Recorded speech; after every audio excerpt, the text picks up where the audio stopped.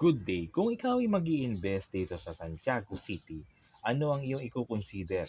I-consider mo ba ang lot only na coming soon dito sa may Barangay Patol, sa may Honorata Residences, with lot area of 90 to 180 square meter, and ikaw na yung magpapatayo ng sarili mong house design later on?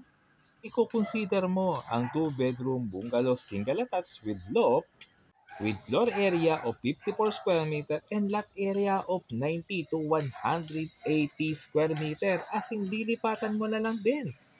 Fully finished na ang unit.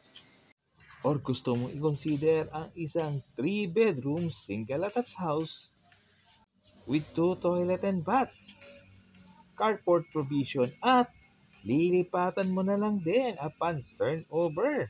With floor area of 72 square meter and lot area of 90 to 180 square meter.